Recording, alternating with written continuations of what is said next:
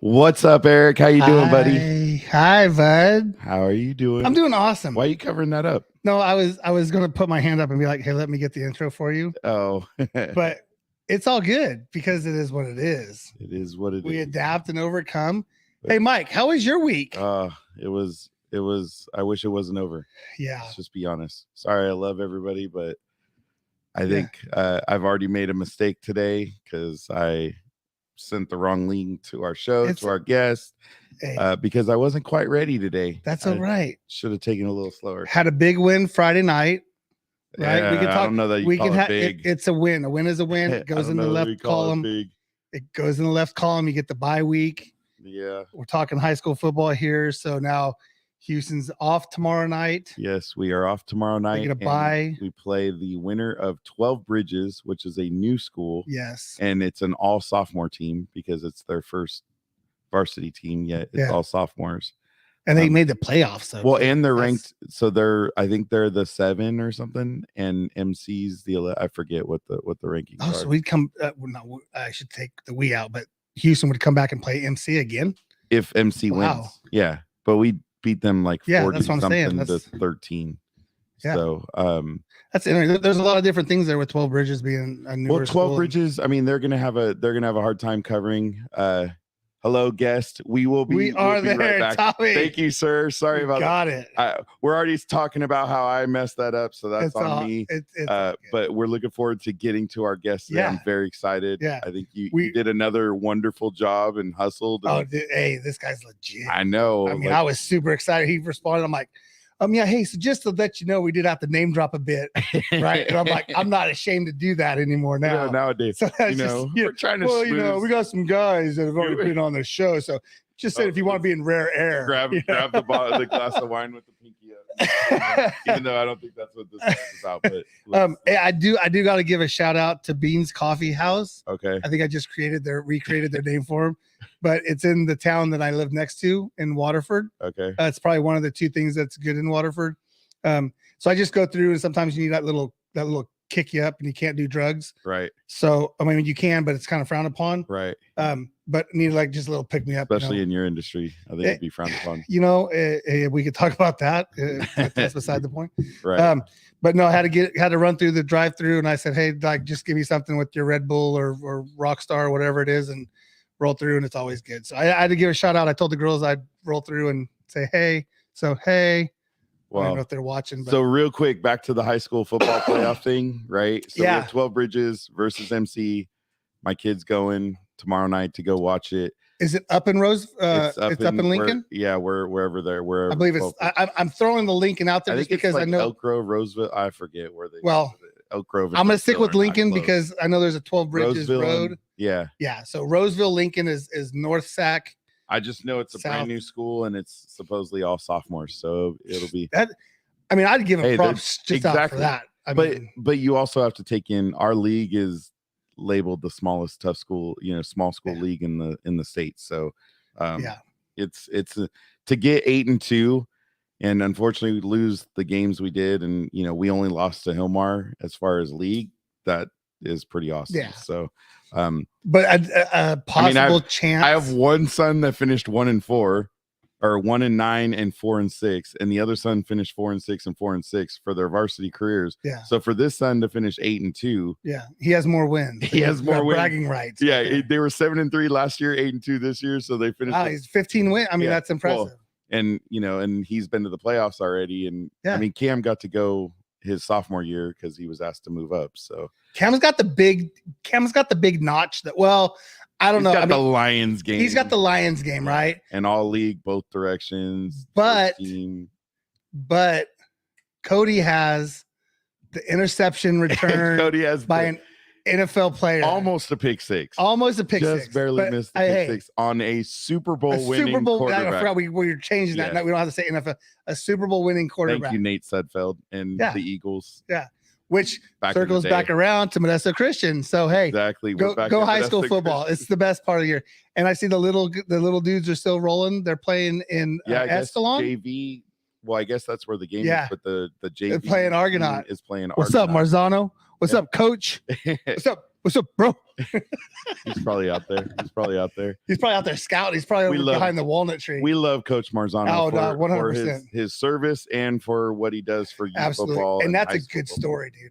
He has one of those good, cool, goofy little stories. Security's all fired up. But so no, my week was basic. I mean, it is what it is. We can complain about it, but it just, we got to it. We got through it. We got to it. We got it done. So we'll just leave it at that. No body bags were dragged out. That's good. So, I mean, and we could have went out in body bags with the amount of drinking and stuff we were doing with our anniversary, but it was good. Let's roll into Tamara and then roll into our intro, and we got to get to our guest. Man, I'm excited. Yeah. So here you go, a little Tamara action. Now for our sponsor, Tamara Polito with the Finance Group, where they're creating a future where everyone has access to the loan and home they love. Whether you're a veteran, law enforcement, a first-time home buyer, you're up or downsizing, or even if you need to just refinance, our community deserves proficiency and expertise. Better rates, faster close, welcome home. Tamara Polito, NMLS 1655776. Again, that's Tamara Polito, and her phone number is 209-204-3795. Cool. Thank you, Tamara. NMLS. That's hard to say. That's hard to say quickly. Oh, no, it's beautiful. The way you say it is very romantic. NMLS. You have MLS. All right. Now time for a little Scotty Hastings action. We love our Scotty Hastings. The times and places, they may change, but one thing stays the same. The stories that they tell about going through hell. If you think they wouldn't do it all over again, well, you just don't know them. The memories that they own of the ones who didn't make it home, yeah, sure do miss them, but they keep them all living in the stories that they tell. Awesome. Yeah. Every time. America. So he's in the studios right now. He's got a bunch of lyrics going on. I know. I'm excited. Dude, it's like super excited for Well, and I want to see Shannon Books doing a music video. Oh, I watched his post last night or this morning. Live. Yeah. Yeah. So we may need to give him a little call. Oh, yeah. Little pump up. I was kind of going through some things, right? And a continuance of last week, you know, we had to call 22 Mohawks, one of our good friends, Dave, and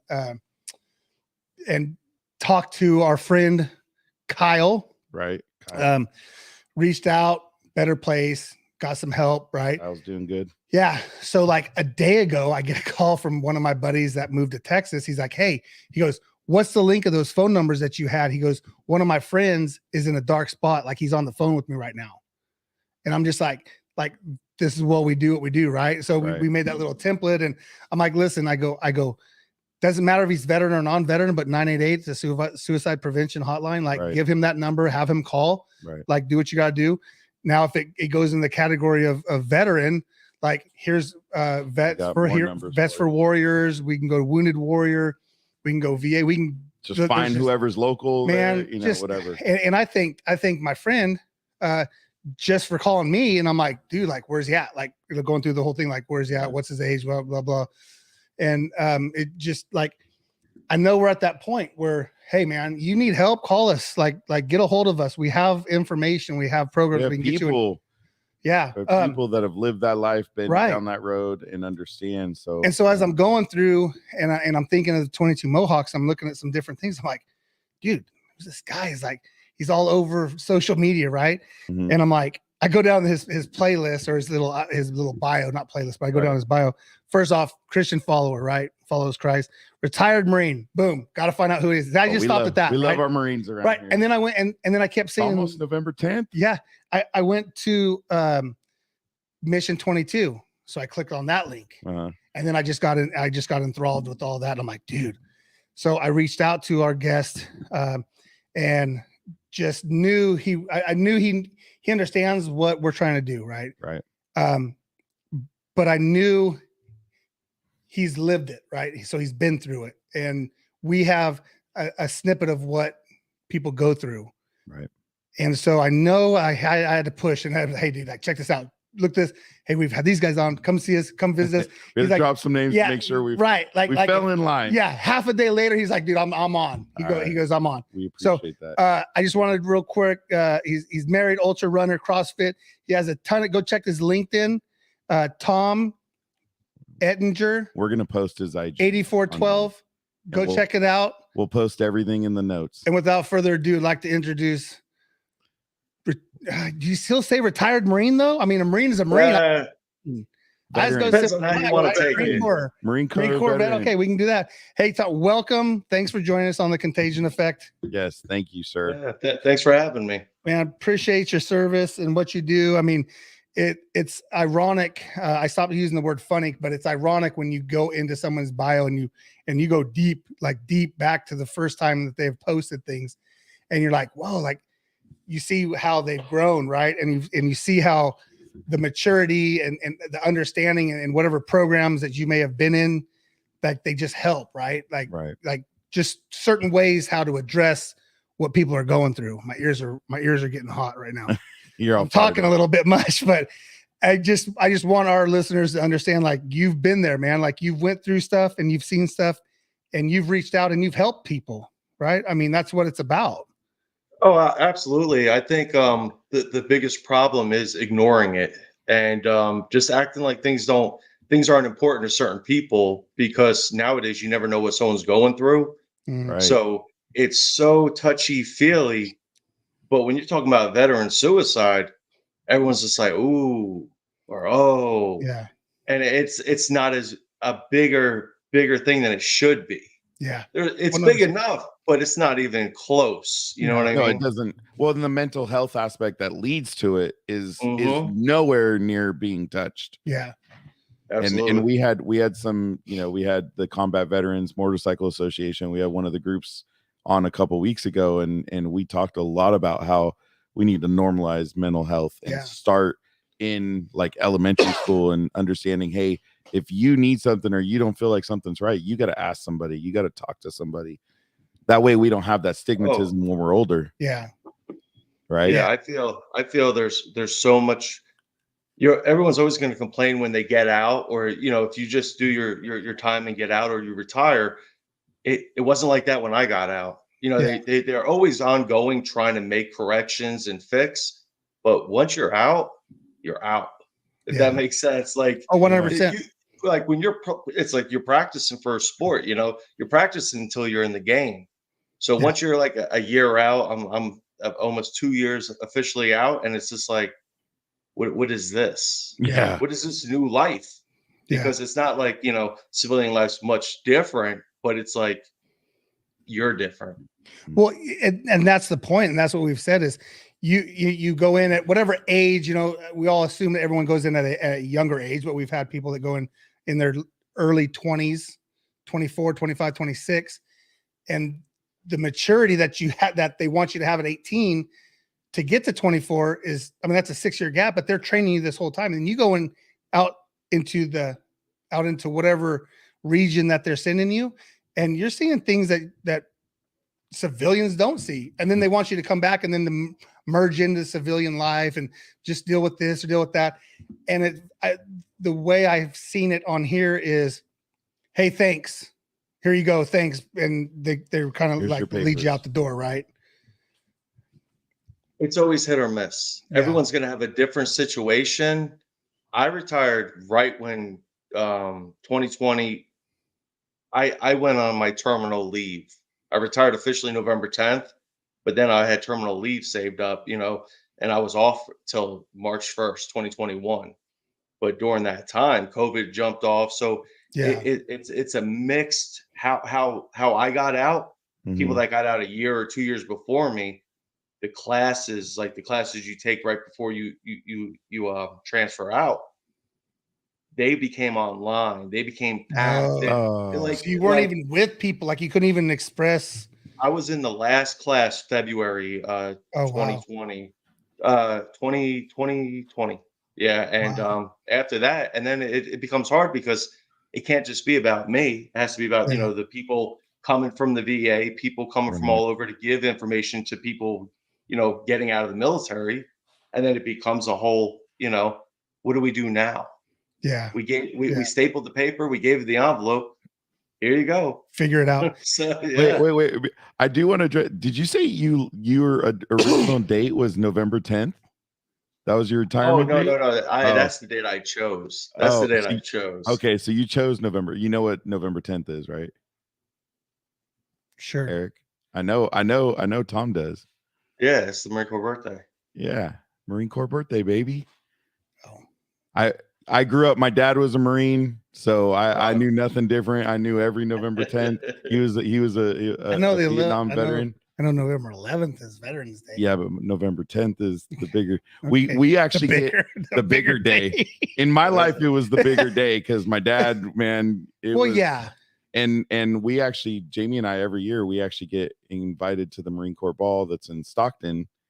Dude, that's awesome. Yeah, but I'm sure Tom could attest. There's some crazy partiers. Oh no, crazy like. So real quick, we do have to rewind the entire show right now. Hi, we got Tom. shot out of a Where cannon. was Tom from? Where are you from? Where did you go to school? This is Mikey's thing. Don't do that. Let's go back and don't do it like that. You undermined it at that point. I apologize. I'm sorry. Good. It's all good. No, Mike is a good interview. Like he usually runs the show, but I wanted to jump both feet in because I know how passionate you are about getting the awareness out there, and it'll be talked about. And it will. I know, and I don't want to downplay it or belittle what where you're from or how you got into, or what your MOS was. That's like a 20-game win streak right there. I finally snapped it. That's his question. Can I do a little housekeeping before we start? Please, it's your show. Don't ask me any open math. I don't do public math questions. and don't ask me to read anything too fast. Other than that, we're good.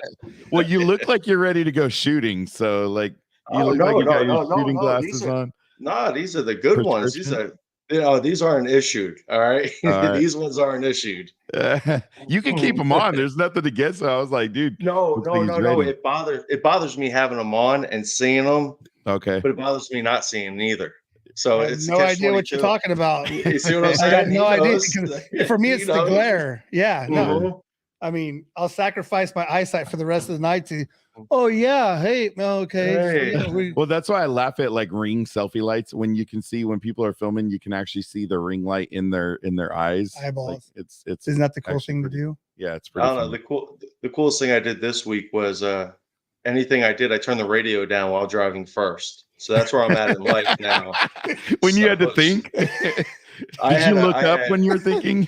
No, I looked up. I was driving to work, and there was a stick bug crawling, and you don't see stick bugs every day, and it was crawling, and I look, and before I did anything, I turned the radio down, rolled my window down, grabbed it, and threw it out. But I was scared to do anything until I turned the radio down. I love it. That's awesome. I love it. Like, okay, first thing, radio off. Okay, but I do have to ask, and maybe this is ignorance or living in California. What's a stick bug? Yeah, what's a stick bug? I got you. Oh, so keep in mind, I'm originally from New Jersey, so things you might see on Instagram, I am I am green to it all. I live in the woods. I'm not from the woods. So seeing the stick bug, it's not the first one I've seen. Yeah. However, it's still not like a lightning bug. You know what I mean? Like it's still not like cool, which we don't get to see here either, dude.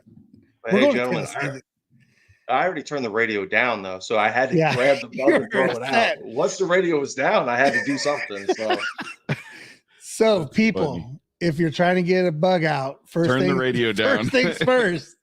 It's the safest thing to do. Get your concentration level right. Turn down the radio. Safest thing to do. It is. Well, when you don't know where you're going, what's the first thing you do? Turn down the radio. I have no idea. Got to figure it out. I've been driving for 23 years, and I do it now when I'm in the yard. And I'm in a fenced-in complex doing circles, moving trailers. I don't talk on the phone half the day because I got to concentrate. Well, so we already got one answer. So you grew up in New Jersey. Yes, sir. Right. And where'd you go to high school? I went to high school at Burlington County Institute of Technology. It's a tech school down in southern central Jersey. It's in Medford, the county that it's in. Okay. I went there for HVAC. Oh, okay. So I did did 4 years of that, graduated, got a job with a local guy about an hour away, and worked with him, and then it just didn't work out. Got mad, talked to a couple people. They were mad at the world also. And I was directed, if you're mad at the world, join the Marine Corps. So there you go. Marines. I think that's like the third rule on the Marine Corps checklist. That's if you're mad at the world, join the Marines. At the world, yeah. Hey. They'll give you a gun and send you on your way. Yeah. So and that was 2000. So it wasn't before any the last 20 years. So it wasn't high time. It wasn't. It was just if you're gonna join a branch, to me it was. And my brother-in-law. I have two brother-in-laws that are Marines. So it was like, that's what I'm gonna do. Okay. Now, was basic at San Diego, MCRD? Oh, that was at Paris Island, South Carolina. Paris Island. Okay. Mm-hmm. All right. And so if you join the Marine Corps and you're east of the Mississippi, I was going to say, Maine down to Florida, you go to Paris Island. Everything else is San Diego. Okay. I don't think we've had a Paris Island yet. I thought somebody else said they were a Paris Island. I need my map. I'm gonna get my map. I'm not going down that road. Yeah, he doesn't want maps. He doesn't want maps. He doesn't want. No. There's a big dispute. What Marines are better, coming from San Diego or Paris? Oh no, I wouldn't put you in that position. No. I'll just set it straight here, gentlemen. It's Paris Island, so I'm not going to enter the debate. I'm just going to settle it. So I'm just settling it right now. It's just the way it is. You're lucky my dad's not alive. That's like saying this Jamba Juice and that Jamba Juice. Hey, that one over there on the corner is better than you guys over here. That's true, though. I mean, that's a fight. Absolutely. Yeah. That's a fight right there. And so, what was because the Marine Corps, you don't really get to pick your MOS, right? Oh man, you guys are gonna love me. So I spent a majority of my career on recruiting duty. So really? Wow. Oh yes, sir. So I could answer a lot of questions that there people, like you said, don't get to pick your MOS, don't get to do this, that. Right. I assigned the jobs. So I had different billets throughout my recruiting career, where until you're there, you don't know. Right. I was the man behind the curtain. The more you go up, you see more and more things, and you see the machine basically. Right. So it's a different how people visualize it. They look at the whole military. They look at recruiting, and they just see evil. Because there are people that, they disgrace the uniform and, high schools and a bunch of nonsense. So recruiting has a black eye all the time. So I'm interested in your comment about high schools. Is that you don't believe in going to the high schools, or is that what you're saying, or how they act on the high schools? So high schools are majority driven to go to college. Right. And absolutely kids should go to college. Nowadays, we'll go with my nowadays. Because we're old. Oh, I was just going old. I'm not a spring chicken, but college is something that's a guarantee nowadays. If you don't have that in your bag, that's you're missing. You don't even apply. No need to, if you don't have it. So it's big, but the things that the military, I'll just basically say the military overall, everyone gets the GI Bill. Everyone gets to go to college. Everyone gets to do things while you're enlisted. Mm-hmm. But it's a commitment thing. It's a discipline thing. And it's a decision each person gets to make. So some people can't afford to go to college. Right. Even the community college, you're going to spend your money to get your associates, and then what? You know what I mean? So you're still stuck in that same box. So it's an opportunity when military members can go in and talk to students and whatever and show them the difference. But you could have a college fair, but when militaries come in, you get a lunchroom table and it looks the same. Because I remember the same thing when I was in high school. You see the recruiter up there, you're like, this guy. You know what I mean? It's how you look at it. Dummies go to military. Well, and then it's the stigmatism is between the different branches of who goes to the different branches, right? And so I have 4 kids, and my 17-year-old, we're going through it right now. because Mhm. we did college for the 22-year-old and the 21-year-old. He, our oldest didn't do college, wasn't going to go to the military. Just none of that was his world. Our Mhm. youngest, he very much wants to join the military. Yeah. He is, because he was proud of his grandpa and he was so he close hung to his out grandpa. with. I mean, he did a lot to help out. So he got to hear stories that weren't even told to us because my dad Mhm. decided to open up, right? That was his buddy. That was his little buddy. That was his best little buddy. Yeah. Anyways, we're going through it, and that's why I wanted to ask is that, like, it's funny because he really wants Air Force. The Air Force recruiter, though, is honestly super lazy, and we can never get a hold of her. The Navy recruiter is all over him. And, in September, there was all of a sudden a 10,000 signing bonus. And he's like, I should jump on. I'm like, no, first off, you can't sign anything because you don't turn 18 until next year. So you're going to need us. But I You might said, have to have a part 2 to this. Yeah. And then, and Marines are third, but he really wants to be an MP and work with a dog is his goal. So, so basically I could answer a lot of that just off of that. It doesn't matter what branch you join. You got to take the ASVAB anyway, the Armed Service Vocational Aptitude Battery Test. And just on that alone, for the Marine Corps, we go off your scores. Your tangible scores. However, other branches they look at different scores.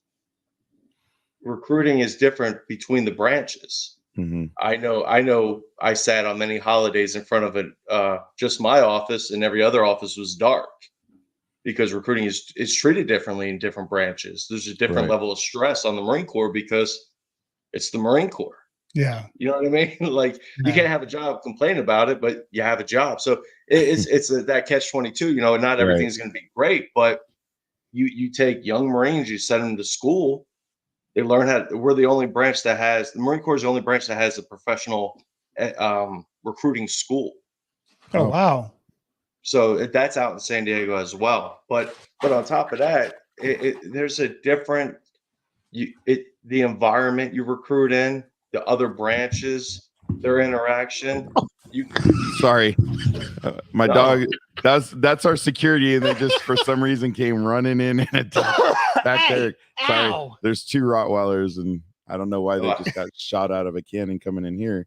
I can't move because all my dogs are laying down. If I move, it would be chaos. And they got you pinned. Kind of. The little ones they lay around me. Right. So it's like I'm going through a minefield trying to get up. You got attacked. You did. Jeez. Oh, that's sorry awesome. about that. That's so, you never know. You never know with home studio. Yeah. So back to obviously he's taking the practice ASVAB. We're working on he's trying to get because he wants to get to where he can get his score as high as possible. So best thing for that, I'll tell you the truth. The best thing is that the ASVAB study book you can get at the library. You could buy it. We have one.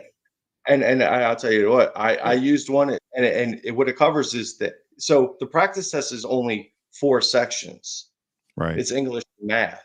When you take the full ASVAB, that is, that's basically all the fields for clerical, electrical, mechanical. I'm drawing a blank now, but that's okay. That's the scores we look upon. There's not a lot. Right. You know what I mean? There's not a lot of things to choose from. Certain jobs you need AFQT of that is the math and English, the AFQT of this. But what your clerical is, what your mechanical is, what your electrical is, that might be for a certain job. If that makes sense. So absolutely. So can you join on an MP job? Absolutely.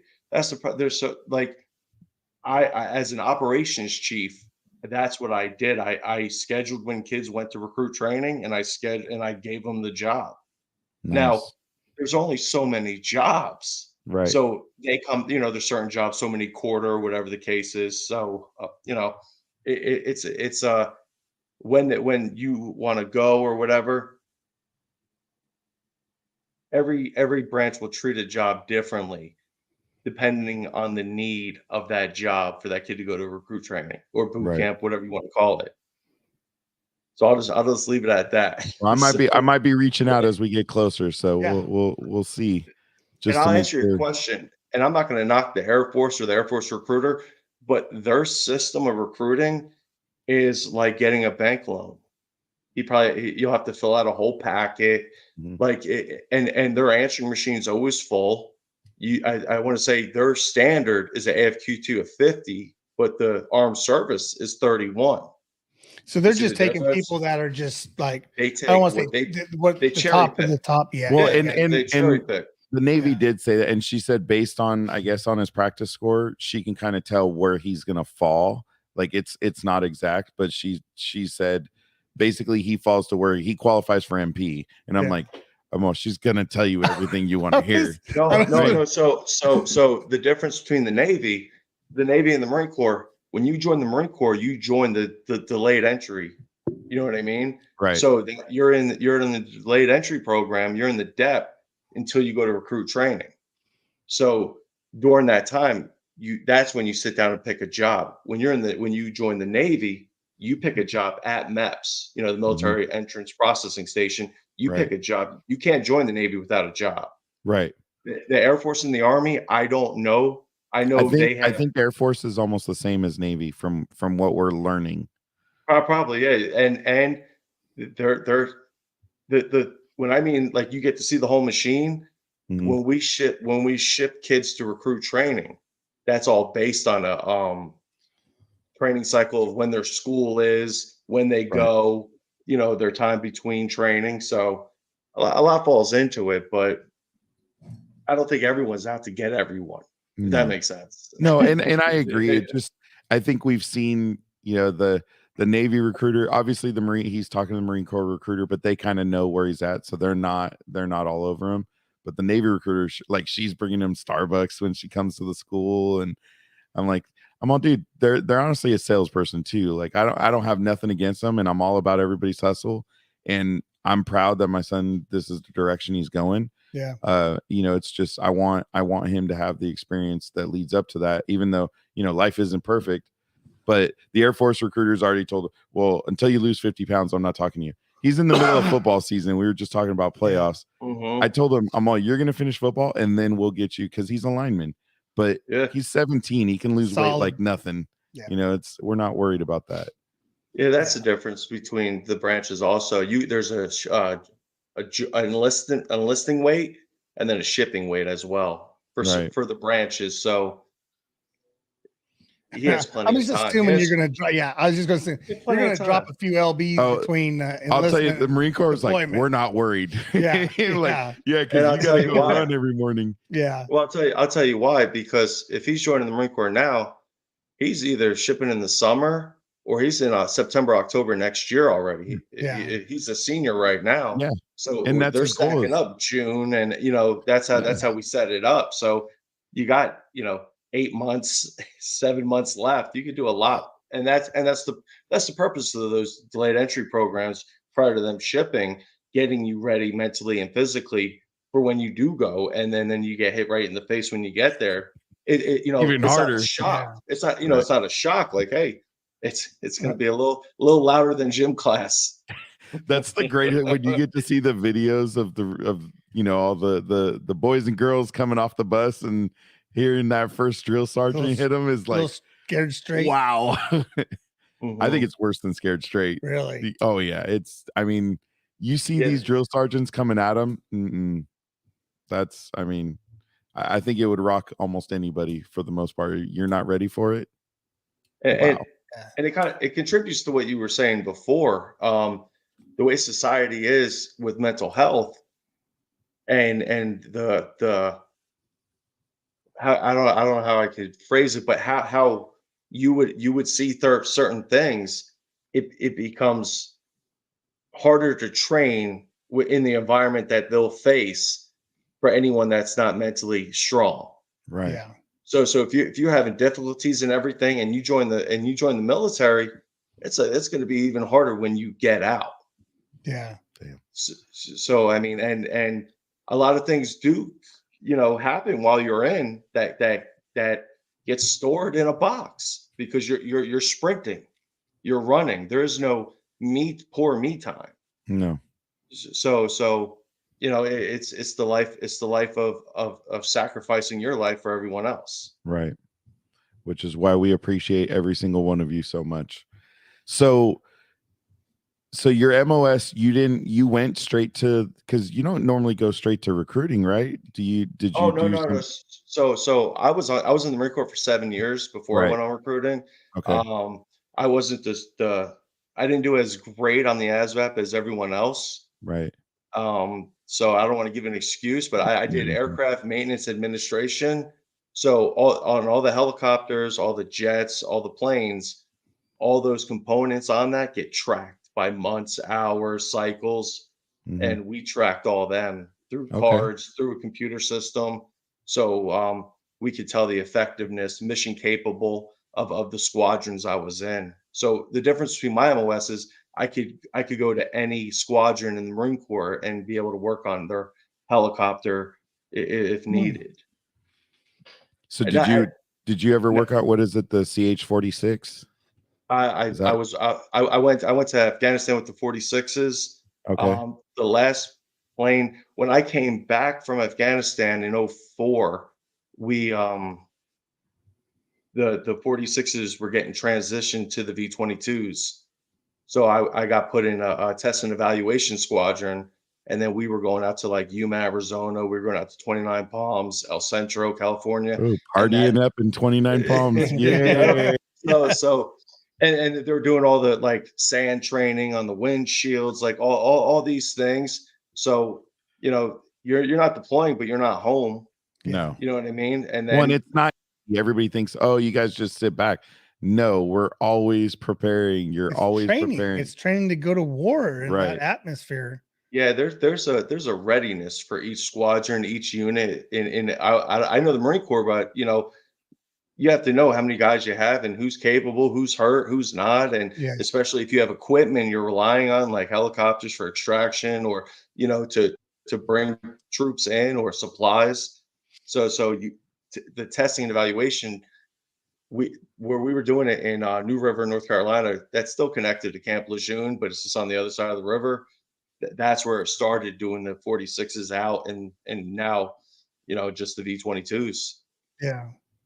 That's awesome. So you went from the administration, and then did you go over to Recruiting, because Okay. in the Marine Corps, you get blessed. Then you have to do a B billet, an MOS other than your primary.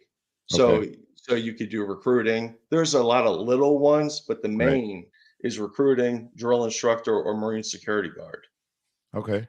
So no one wants, either you're really motivated and you want to be a drill instructor, or you want to get out of the Marine Corps, so you try to get away from recruiting duty, because recruiting duty, I mean, the divorce rate's 50%, and it's a lot of Wow. careers. Not now, but when I was about to go on it, if you weren't successful, you went away, because that was during the plus up.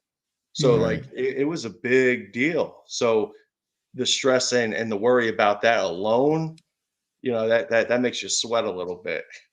That's just crazy. It's already enough you got to worry about going and putting your life on the line. Now you're recruiting, and if you're not getting the numbers, now it's a whole different thing. Yeah, That's interesting. so I was blessed to get stationed up in Philadelphia.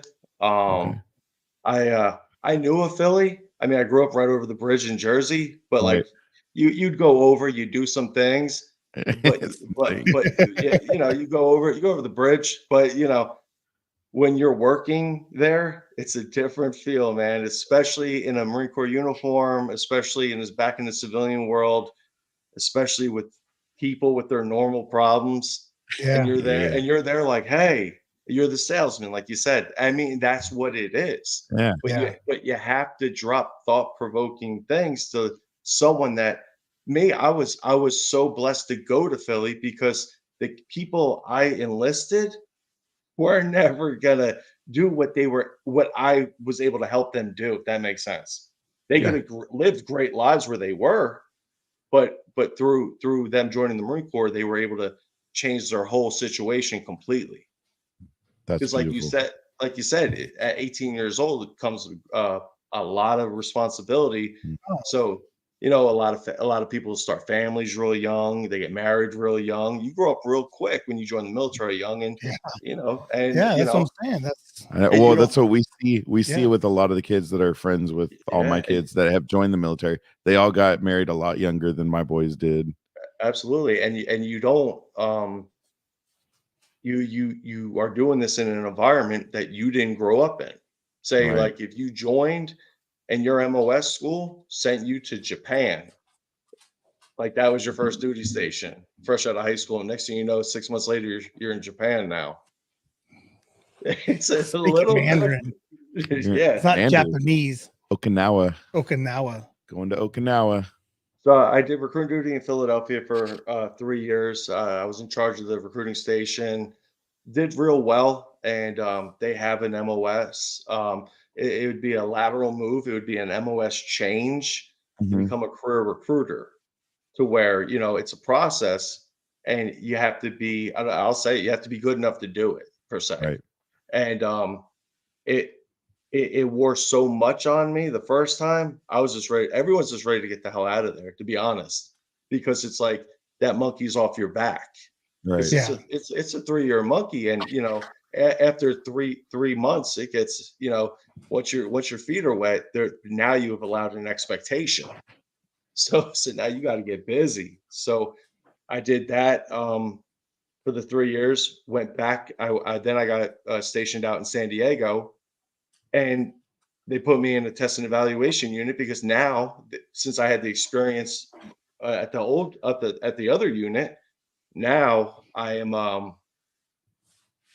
forced to go to a non-deployable unit out in Miramar, California, which is in San Huh. Diego. Right. So after we transferred one unit, they went out to Japan.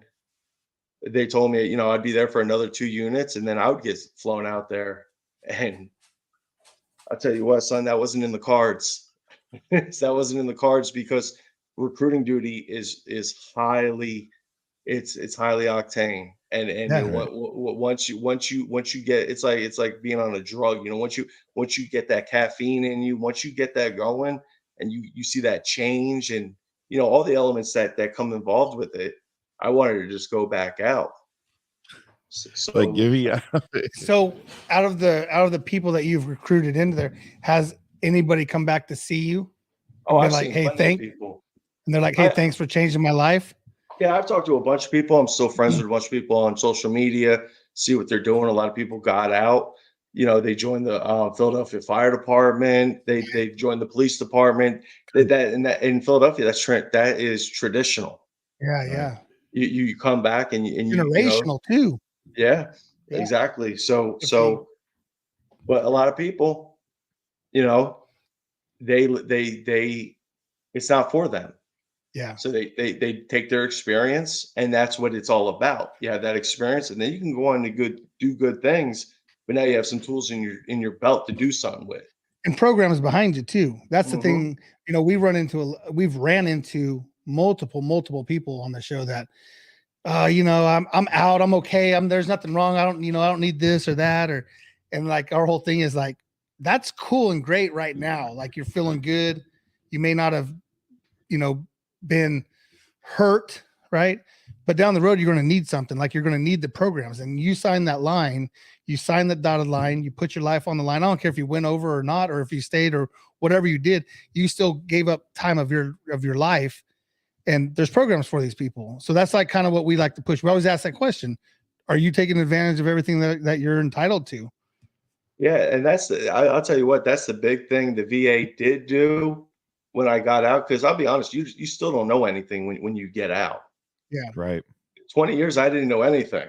Yeah. And I put a bunch of people in that already got out. You know what I'm saying? Yeah. So Yeah. you still, and every time you talk to someone, it's like, so what happened? What did you do? Because then it becomes, you know, you got to do your final physical. And then, I mean, depending on what your situation is when you get out, if you're getting out after 4, 8, 12, whatever, 20, Yeah. what are you going to do? Because the first thing I heard when I was going to retire what are you going to do? You can't just sit around. And I was Oh, like, shit, I didn't think about where that. were you for the last 20 years? Yeah, wait a minute. I'm just trying to get to this point. Like, what do you mean? What do you mean? What am I going to do after Don't make that? me think about that. Can Yeah. I breathe? Can I breathe for a second? Yeah. My dad, Yeah. Can I go So much- fishing or hunting or, I mean, climb a rock? I'm gonna sit on my Yeah. couch in my underwear, Well, chilling. I'll tell you, I'm sure Tom didn't do a lot of sitting because if you look at his Instagram and the different, I don't want to say clubs, but the different companies that he's involved with, the only time he stopped is when he's sleeping. And I think he only sleeps about 4 hours at that. Yeah. Tom's always doing something, man. Some of his Instagram I see, just it's crazy stuff that you got going on and the different companies that you're involved with. I'll tell you what, and I think that's the biggest thing that affected me when I was retiring. Like I said, it was because of COVID. I was during that time, so you weren't doing anything anyway. Yeah. Right. So you start, and you know what that does to people? You start thinking. Yeah. And you start thinking you're in a library of hell, my friend, because any positivity, you're not going to allow yourself to see. Yeah. You know what I'm saying? You're not going to give yourself any happiness. So you got to force it. So what do you got to do? I jumped on the 75 hard train. Now I heard about it. A friend of mine talked to me about it through First Form Andy Frisella. I don't know if you guys are familiar or not, but he does a podcast. He runs First Form, the supplement company. He's a lot of energy, man. Oh yeah. Yeah. And you start getting in the mind frame. And you're like, you know what? And I was like, I could do this 75 hard thing. Yeah. And I didn't time it out good enough because I was retiring at November 10th, and I was just like, I'm just gonna start doing this. I'm gonna buy a vest. I'm gonna put weights in it. I'm gonna do this. I could do it. Right. And then I was at day 63, November 10th, and I was like, I got to celebrate my retirement and my boys' birthdays. So we had to throw a couple down, and then what do you do? Like, gonna get it. There you go. Yeah, there you go. Leave it right there. Leave it right there. There you go. Got it. Yeah. So you go through, different things on how could I test myself? And I think that the biggest thing for veterans to see is the super veterans out there, the David Goggins, the Jockos, the Chad Wrights, the people that are out there that are, Navy SEALs, Green Berets, like 22 Mohawks, things that are out there that are big, right? What about the guys that aren't on that level? Yeah. Mm-hmm. What aren't that level? Because to be honest with you, we talk about social media. I had 200 followers before I started 75 hard. Yeah. I was still on there like a maniac, but no one cared. Yeah. No one cared because I'm not driven by likes and comments and any of that nonsense, because if someone sees it and they get a result from it, either pisses them off, they get excited, they get happy, they get motivated. At least I did something to help somebody. Yeah. Right. Yeah. And 75 hard, doing my walks every day, my 45-minute walk. You had to do 2 workouts a day, one outside, one inside, 45-minute walk. I just started like this recording myself on Instagram stories, which I never did ever.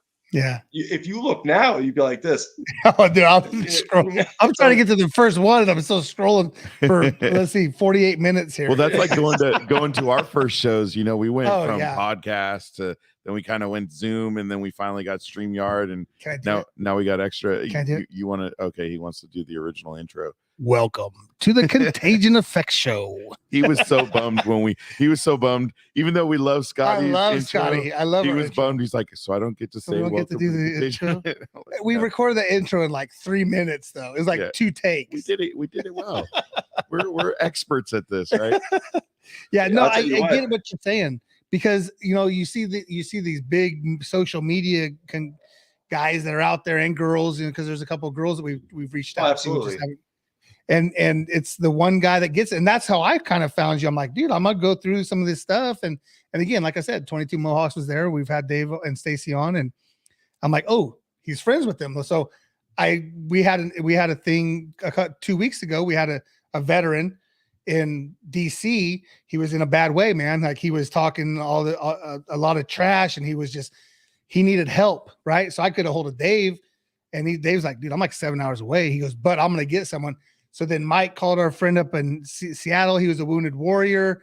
We had this system stretched literally across America to help this one guy that I spent 10 minutes talking to.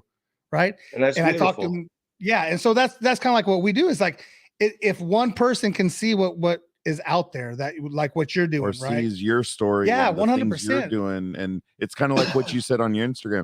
If they see one person take something out of my post, if one person takes something out of our show and can move forward and help say, I mean, the one friend, your friend in Dallas, listens to our show. I know, you know, if it's the same person I'm thinking of, you know. So then he reached out and said, dude, hey, let's call this guy, even though he wasn't a veteran, but it didn't matter because he remembered that we were talking about. Let's save somebody. He knew we were talking about 988, right? And I said, dude, if he's a veteran, like we've got Vets for Warriors, like here's the number, here's, you know, and I don't want to call it, I guess civilians is what 988 or civilians. You know, that's what I meant to say. Is that, so I mean, you say so. You said that you just, if someone would see something on your social media that stuck with them, and here's mine.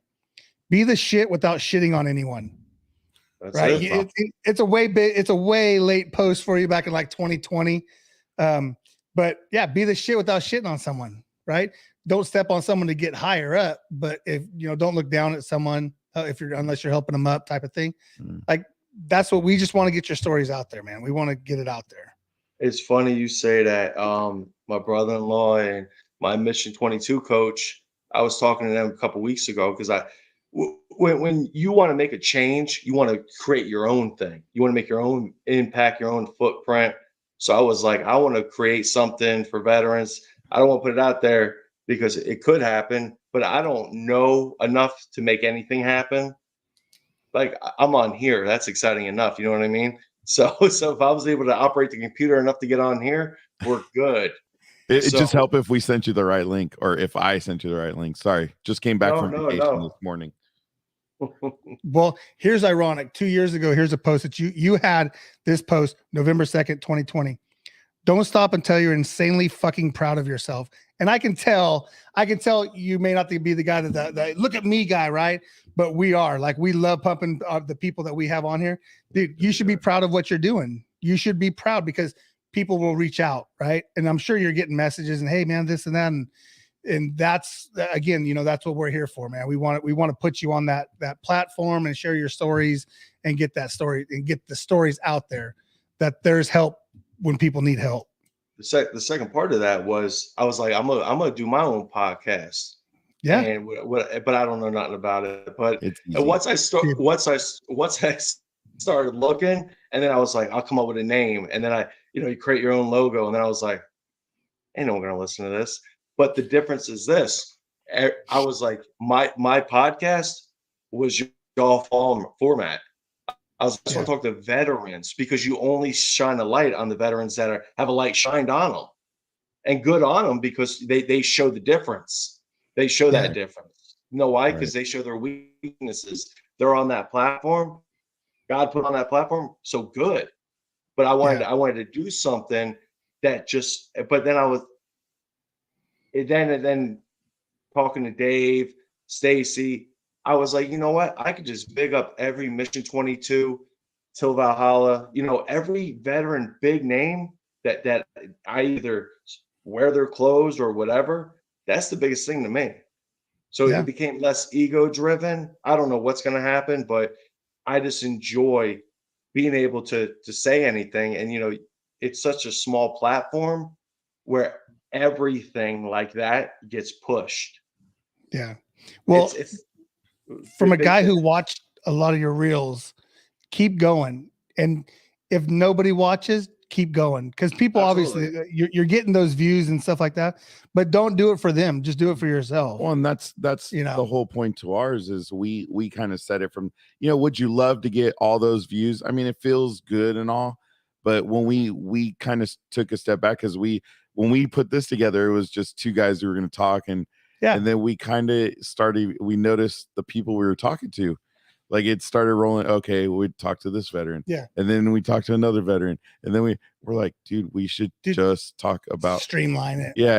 And our big thing is mental health. And we've had a couple people, non-veterans, but they were extremely impactful with their message around mental health and what they had dealt with.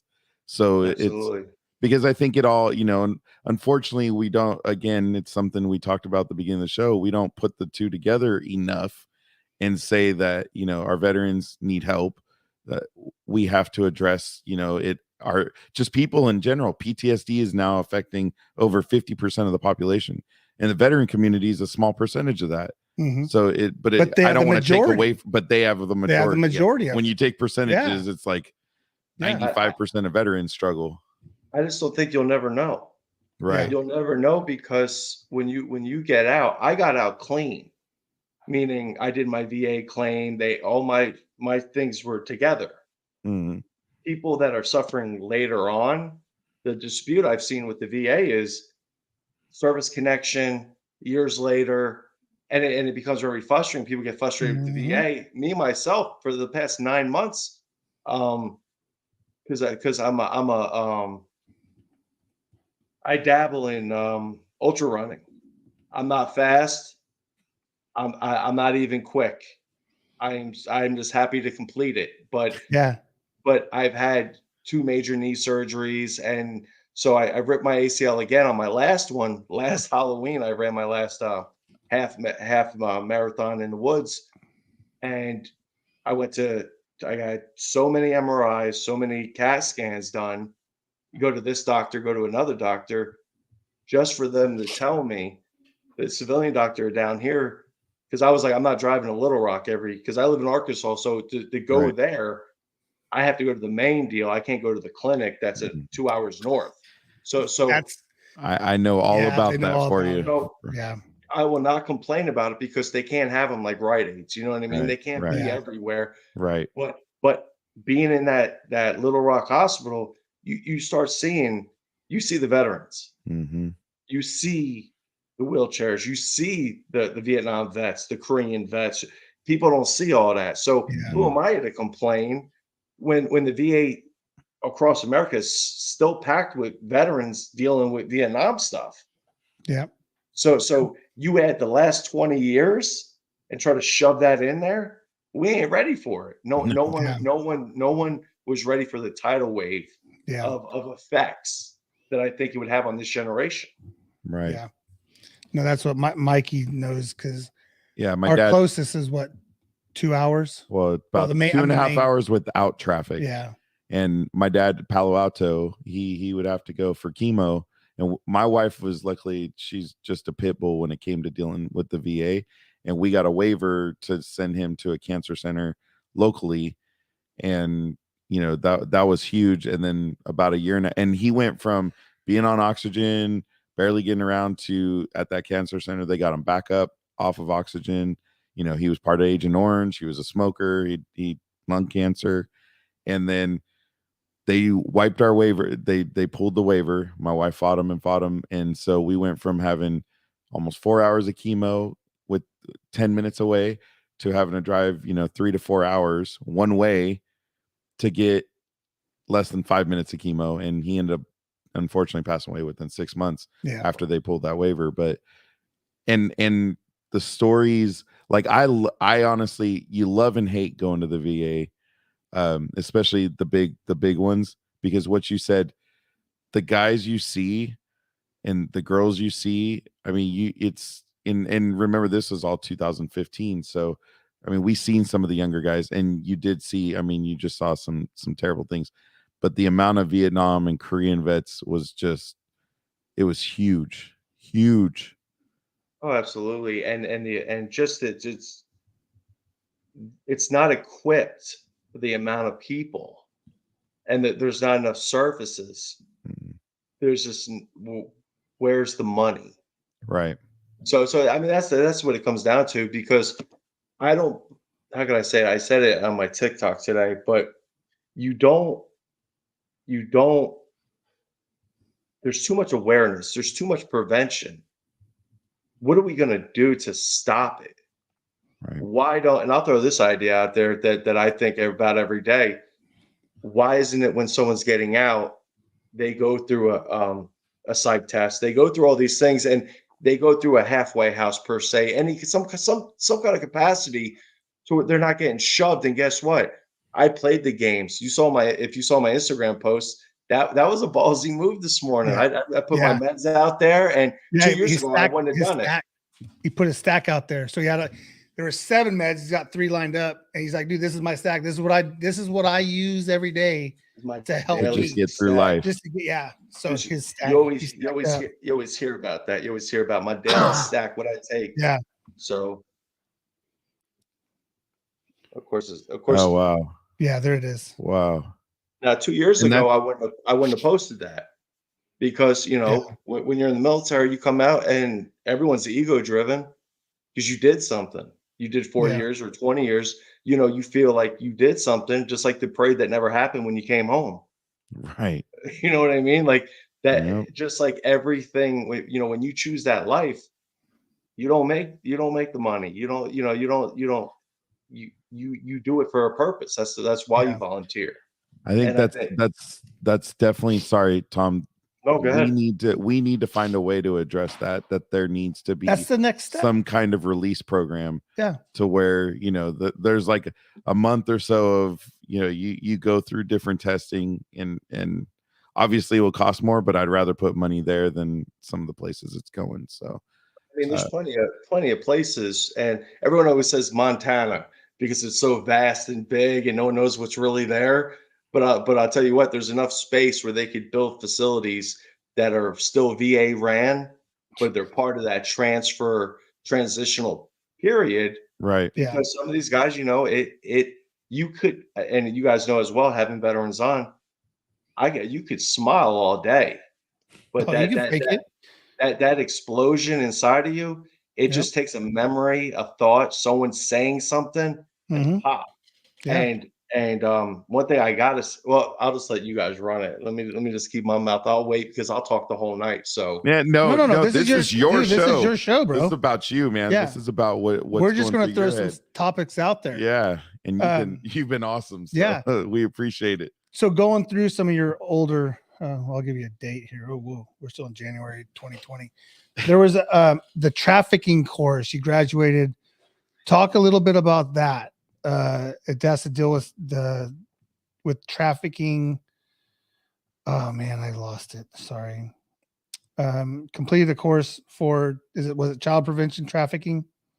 Mm-hmm. How did you get involved with that? That was a post I saw. I think I watched, it was a CrossFit video, and they were doing a workout there at the CrossFit gym there. Oh. And when you get inside that world and you see what's really going on, and you don't hear about the rescues of children getting trafficked and everything. I mean, they talk about fentanyl now and everything else. That is on a rise, probably 10 times fold, but you won't hear about it because they're not caught yet. Yeah. Right. Operation Underground Railroad was what it was. I apologize. I had it and then I scrolled past it. The founder, Tim Ballard, 89 on Instagram. That's someone that we're going to reach out to, and he's going to come on and talk a little bit about that too. I just saw a couple of posts that you had on there, and there's so many things that we want to talk about, right? Bring them on. Obviously. Yeah. Well, that's our. Excuse me. Sorry, I get all excited. That's our. We have so much time, and we don't want to keep you up too late. If you got a bedtime or anything. No, stop. If you didn't know, I'm drinking coffee. All right, you're good. Oh, so you ain't going to bed for a while. Hey, put the kids to bed. Let's run this all night. We're good. We're at an hour. Yeah, we're already at an hour. God. Yeah, no, we're not at an hour with me yet. No, we're getting there though. We're difficulties. Yeah. Well, that was caused to me, but yeah.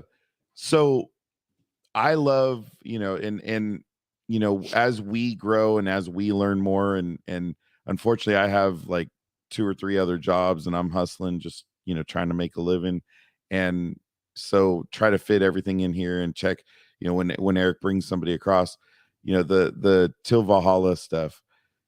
I know you've been posting about that as well. Getting hold of them well, I know they would be wonderful too, but I absolutely love, I love their shirts. Yeah. I usually changed into one of their shirts before our show, and unfortunately today didn't make it. But So a guy you need to get on is Jeff Sprayer. Jeff, Geoff Sprayer. He is he's a warrior. He makes me look small time. Compared to him, I am small time. No. This dude, he's a big dude. Eric, I'll send you his link.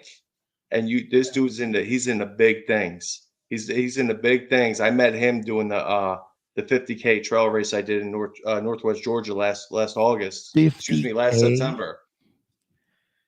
50K. This December, I'm gonna hobble a 24-hour one. So see how many Where's miles that going to be at? That's going to be in Franklin, Tennessee. And your ACL is still not even normal yet, right? It hurts sitting here. But no, so they'll never. The ACL's torn. My meniscus is probably gone again because I already had that. I had that in 2000. So you literally got no tendons. I had my ACL, MCL, and both meniscus gone, and they put 4 screws in my first surgery, and then the second one they did a microfracture where they drill into it, right, and they take all everything out, and so that worked for 10 minutes. So then the more I run, since I retired, I became so much more of doing outside harder activities. And, the older you get, things don't snap back as they used to. Stretching becomes a lot more difficult. So why stretch? You know what I'm saying? Keep going. Well, if it snaps, it snaps, right? We're sitting here going, why run? Why run? we're not even to the stretching part. No, I'm with you. It's just, it's something like, man, after my knee surgery, after my second knee surgery, it was, my buddy asked me, this is 2013. He asked me if I wanted to run the Marine Corps Marathon. So that's 26.2 in DC. Right. And if you want to run a marathon, that's the marathon you want to run. That's like America's marathon, the amount of people. And it's getting up there with Boston and New York. But I'll tell you what, we went and we ran that. And after I did that, I was hooked because running sucks. But what it does, walking, hiking, and running, what it does is it allows that's that meditation, that therapy. If you allow it, and answer the questions, it gives you that time. Because I do a lot of things now where I got to circle back around and then it makes sense. If that makes sense, like you'll look at it at one view, but life changes every day. You transition every day. So when you circle around something, you learn something new and you become more adaptable to dealing with things and in your current situation. Right. Yeah, I love it. So it's easier. So the past couple months since July, I started working with Mission 22. I've been an ambassador for a year. Yeah. And a lot of people know about Mission 22. People are doing push-ups and all that. But to me, that's not healing no one. Can I be real on here? Dude, we are. That's what we're here for. So for me, seeing that, I get it. But if I'm a mom, I'm an older person, I have no family in the military, who cares about 22 push-ups for someone that's already dead? That's not going to stop a veteran from killing themselves. Some guy in another state doing push-ups for them. Right. But the difference is that awareness, that prevention on that minute scale needs to get blown up. So seeing that Mission 22, I was like, man, I got to be a part of that. So what are you doing? You're spreading the word about Mission 22. But what do? They offer programs for families, for vets, and we talk about it in the community to raise awareness because it's a nonprofit, and the things that you can go through with Mission 22 as far as 6-month or 12-month non-combat, 6-month or 12-month. I might be a little wrong with that, but 12-month combat. You get assigned a coach, dietitian, you get a box full of stuff. I'm not allowed to tell you what you get, but you go through the process, and I'll tell you what, change happens if you allow it. And where I'm at mentally, in a mental space, it's a lot different. It's still, I'm still motivated. I'm still running, But the difference is the clarity behind, the garage that I'm still unpacking, if that makes sense. So No, Yeah. it 100%. fully makes sense because we have Melvin Gatewood, who was a past guest, and he runs Operation Continue Service, and he does rucks. Yeah. His big thing is he does rucks. So he does. I get with that because Yeah. I got my 20. I try to pass my rucking. I hashtag rucking with my little 20-pound vest, but I know that's not enough. Oh, he man, and he walks it out was like all across it wasn't like a Mississippi and 20-something Alabama. hour ruck. He was going 5, then he just figured, hey, I feel good. Yeah, and he going, just kept going and going and going. Yeah, just kept going. But Yeah, yeah, he's Operation Continue Service. Did you guys ever see? I saw him on Instagram, but I never broke bread or followed him, I think. But he was running across America. There's A Marine vet running across. There's probably 300 of them doing it, but it's that. But it's only if you catch it. It's not on the news. Yeah. It's not on a big scale. No. They're talking. Let me ask you guys this: they're talking about all these donations for these parties, these political parties, right? Where's the money for the vets, son? Where's the money? Where's the money? Where's the reinvestment? Yeah, because as I talk, so you get assigned a coach with Mission 22, right? Depending on your journey, I can only talk about mine. Right. You talk to somebody and you either talk to them or you don't. You know what I'm saying? The more it changes because a lot of people, the more I talk to my guy, we talk and I try to follow up my own process, but there are veterans out there that won't talk about it. Yeah, they won't engage. They don't want to open that box because and that's the shame, that's the guilt, and you know what? They have to live with that. And then when they can't bear it no more, who are they going to talk to about it? So that's the difference. So being able to open up and talk to this guy, like I said, I wouldn't have posted that picture 2 years ago that I took today. Half the stuff I wouldn't even talk on Instagram because it's an ego thing. Someone I work with might see it. Now it's like, this is me. If you don't like it, good. Because there's nothing else. Kick rock. Hey, go pound sand. You know what I'm saying? It doesn't matter to me because my mission became clear when I retired. I wanted to you try to find a niche. So I got with 75 hard. I'm gonna go back to Mission 22, but you get back with 75 hard, and then I start working with First Form. You want to be an ambassador to everything. That's the new thing on social media. You want to be an ambassador to everything. You want to be, I'm going to do this. So then I was a coach for the First Form app. I became I went to school and became a personal trainer and strength and conditioning coach just for this. And you're doing it. You're getting clients. You're talking to people. You're talking about supplements. But that wasn't it. That wasn't it. I lost interest and I stopped. I mean, I got in great shape then. Don't look at recent pictures, but last year I was in great shape. You know what I mean? But the difference is I got a calling. I feel when I thought about coming up with my veteran idea or starting a podcast or hijacking y'all podcast, whatever it was, I got excited about it. Yeah. So I said, this is it, man. Like, you know how many followers? I lost 20 followers just posting that picture. Good. Know why? Because I hope 5 veterans see it. Exactly. 100%. I hope 988 is tattooed on everything because unless you're in that veteran community, like down low, 22 Mohawks, till Valhalla, if you're not around the VA stuff, posts, like if you're not familiar with it, you didn't hear that they changed the damn number. Yeah. That's not on the news. Why isn't that on the news? But you're just like everything else. With an amber alert or silver alert or blue alert. We need to call it green alert. Yeah. Save red, America. white, and blue alert. There you go. I'm taking. Hold on. Taking that. The red, white. Hey. Well, that's why it makes me think about all this, and we having a military consultant for the show. Yeah, sure, I'll do it if you want. Dude. Hey, we would not like. I mean, if you're willing to take no pay, we would be good with that.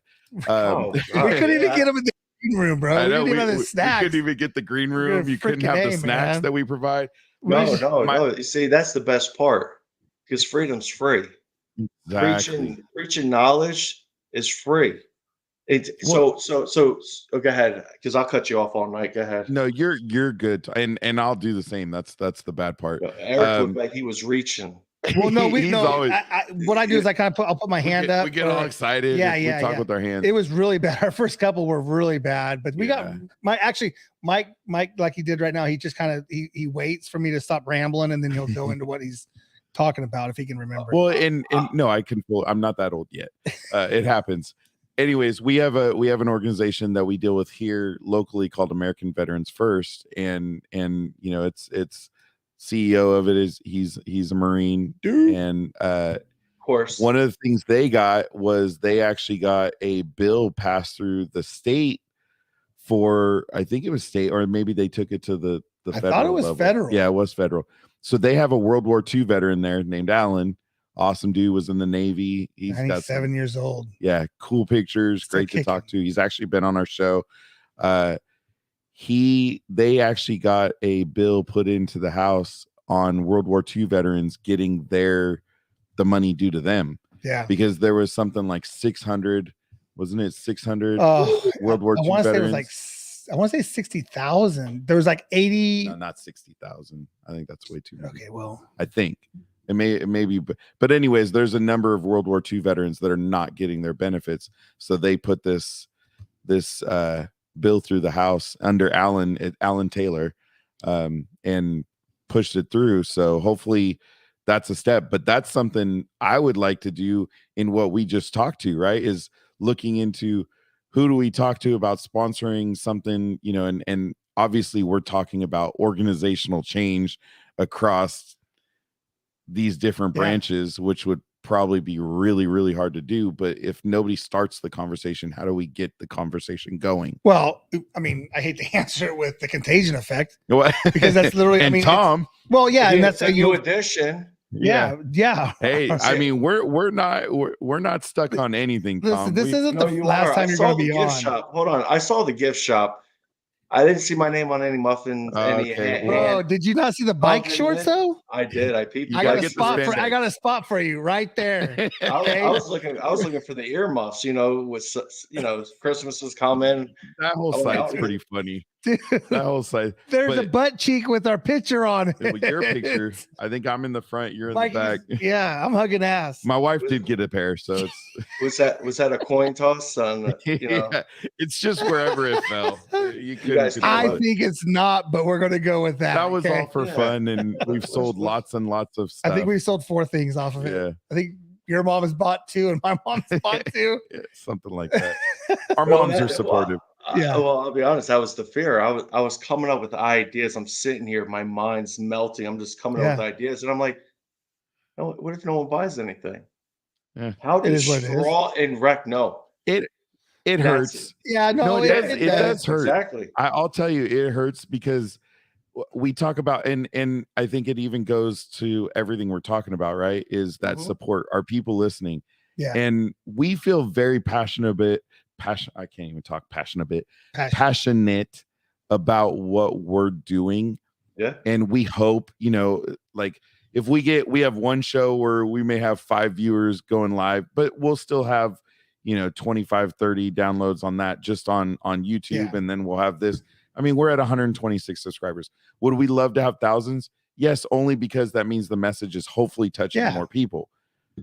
But if we've had 2 calls in 2 weeks, that to me that's the for thing, people needing help, right? That's huge. Yeah, we'll take that's the ultimate goal. That's right. That's something that if you guys weren't there, you saved the life. Yeah. If you don't look at it like that, if you were not there, that dude might not be with us right now because he wouldn't have had Eric to reach out to you. He wouldn't be able to be able to cross communicate throughout the whole country. So this dude got what he needed. Yeah. If one piece of the puzzle is not there, you can't be complete. Yeah. So like in the comments, we got my mom. Mike's mom always comments after we're done. She likes to rewatch it. She's not so good at the live. It's okay. It's all good though. Still love her. So, and then there's 2 other comments on here. Chris Clark and then Jedi's for Jesus is a couple guys that I work with. Right. So I fly my flag on my goat, my yard industrial truck is what OSHA calls it. And I got my flag up there, and I have my 5 emblems on the back of my truck. And the branches. I got the 5. They're little. I thought they were going to be big, like 9-inch. I was going to put them on the side, which would look even badasser. And so I'm like, in my mind, I'm thinking, okay, we're changing out the flag weekly now. Like, I'm going to get a 22 Mohawks flag. I'm going to get a suicide prevention flag. Like I would definitely love to reach out to you guys and get a flag from Mission 22. Like, I will fly the shit out of my flags, and I will talk to whoever it takes to spread the word. And like Mike said, man, 126 people that subscribe. That's great. That's fun. But it ain't about that. It's for us. And again, like our therapy, my pops was in the Navy, and about 4 years ago, he committed suicide. So he's one of the numbers, right? And a lot of health issues and stuff like that. And I never dealt with the therapy on that. I never went to anybody. When Mike came to me about a year ago and we started talking about it, I'm like, dude, let's just do it. Like, what do we need? Yeah. And so the stories that like Scotty Hayes says, the stories that they share are what drives us. Right. So for us to have you on here, like it was a no-brainer. And I'm so glad that you answered the 3 messages that I sent you. I reread it. I'm usually really energetic. I talk with my hands, but because I got the sweat stains, I'm low. You got to go black, bro. I had to match the hat. You don't understand. Yeah, I got you. I had to rep the 22 Mohawk shirt. I had to make sure I was straight, man. But then I was sitting in the room. I'm like, my glasses fogging up. I start moving. Well, I'm like, what's funny about it is I've told him I'm waiting. Right. I think it's pretty high enough to have a Mohawk now. So that might be one of the lives coming up is to get the Mohawk. We might have to go. Yeah. I might have to have a little fun. Have a little fun. That was the best. I think I saw them because when you put the hashtags, and I'll go, if you want, I'll talk about that real quick. Yeah. But when you put the hashtags on certain things come in your view. Mm-hmm. Yeah. So I came across them, and on their story, they were at a barber shop getting the shirts out for get a Mohawk, save it. It was get a 22 Mohawks, get a Mohawk. And I just said, you know what, get a Mohawk, save a life. They were, I said, I'll do it for a shirt. They sent me the shirt. Yeah. My wife cut me up. It's not as good. Dope. I mean, I go with the high and tight anyway. So, I mean, I'm still learning how to grow my beard the second time. So that's funny you brought that Marine up. is all he knows is high and tight. Yeah. Well, that's my funny. dad always never saw him with long hair. Always high and tight. I tried, man. Last Christmas, I was like, I'm not cutting it. My hair, and then you just get itchy, and then how you look at yourself, you want to talk about judgmental. Like my hat, I was judging the shit out of myself. You just came off a bender. You're looking at the mirror like, what happened to you? You got that half a beard. You're combing it. If I told you how much the money I spent on silly shaving things when I first was allowed to shave, I got wood combs. I got the brush you brush the dog with. I got everything. Dude, I got Alley Cat. Alley Cat Beard Company, where he's going to come on. Beard Company. He's a veteran. Yeah, he's a veteran. Yeah. We'll send you a link to it. So with that, you that's another part of it too. That's another part of the freedom you get. Like when you retire or you get out of the military, you're like, I don't have to shave. That's like the biggest thing in the world. I sat there, my beard, you can look at the older pictures, my beard got long. Yeah. And then I didn't know what to do with it because you missed 20 years. I didn't shave. I didn't shave.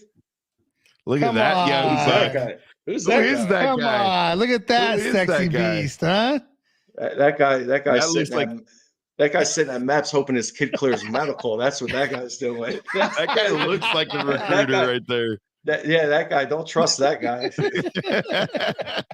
that guy looks like that guy looks like he's up to no good. He looks like he's about to sign your son or daughter up for life. That looks like a hell of a guy that put his life on the line for our country. Yeah, he does. And he does. And whatever you got going on, man, tag us, send stuff to us. Dude, no, I want to talk to him about like I would love to have Tom on and we're definitely gonna help have us out and do some stuff, man. No, for sure. Don't worry, it doesn't end. I don't know how the three of us would get a conversation done because we'd all talk. Oh yeah, no, for sure. Yeah, don't ask me any questions. I sat there with my counselor for Mission 22, and he asked questions, and then I'll roll off for like 10 minutes, and he'd be like, "All right, let's go unpack that." And so we don't get too much work done. We get enough for me. I'm like, I got it off my chest. I'm good now. Son. Like you can unpack it and let me know what you feel. Yeah. Because I feel, I feel better. You start noticing things, you start practicing things, and the littlest thing, the most Barney way you could break it down, you have to rewire your mind on how you see things, how you think, because everyone else, I mean, I got 3 kids, everyone else's life kept going.